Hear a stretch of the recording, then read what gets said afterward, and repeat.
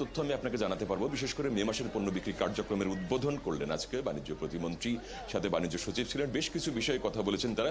সবকিছু মিলে আপনাকে বলতে চাই, টিসিবি যে 5টি পণ্য গত রোজার মাসেও যে 5টি পণ্য দিয়েছিলেন তার মধ্যে এবারে দেওয়া হচ্ছে না চিনি এবং পেঁয়াজ।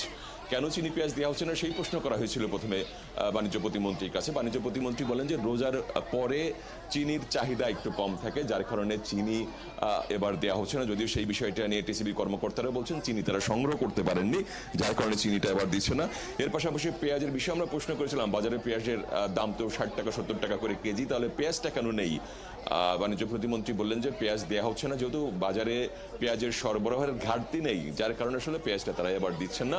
পাশাপাশি যে পণ্যগুলো দেওয়া হচ্ছে, আপনি যেটিও বললেন যে সয়াবিন তেল 100 টাকা লিটার, মসুর ডাল 60 টাকা করে কেজি, 2 কেজি নেওয়া যাবে, সয়াবিন তেল 2 লিটার, চাল 30 টাকা কেজি হিসাবে 5 কেজি চাল নেওয়া যাবে। যদিও যারা টিসিবির পণ্য নিতে এসেছেন তারা চিনি এবং পেঁয়াজ না দেখে তারা বেশ হতাশ হয়েছেন। তবে বাণিজ্য সচিব যেটি বললেন যে এই 1 কোটি পরিবারকে পণ্য দিতে প্রায় 10,000 কোটি টাকার ভর্তুকি দিতে হয় তাদের।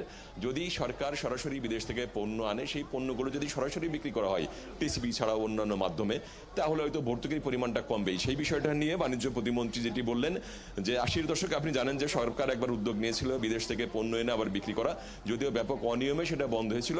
এবার আসলে চেষ্টা করছে যে যদি বিদেশ থেকে পণ্য এনে স্থায়ী দোকানের মাধ্যমে টিসিবির পাশাপাশি যদি বিক্রি করা যায়, সেই ক্ষেত্রে হয়তো বাজারে যারা সিন্ডিকেট করে, যারা কারসাজি করে, বিশেষ করে পণ্য সরবরাহ ঘাটতি দেখিয়ে সেটা বন্ধ করা যাবে। আরেকটি বিষয় যে তিনি বলছেন যে যদি সরবরাহ পরিস্থিতি ঠিক রাখা যায় তাহলে হয়তো আর কেউ ভোক্তাদের ঠকাতে পারবেন না। ফারানা, অনেক ধন্যবাদ তরুণ আমাদের সাথে যুক্ত হওয়ার জন্য। সহকর্মী অনুপ অধিকারী তরুণ যোগ দিয়েছিলেন আমাদের সাথে।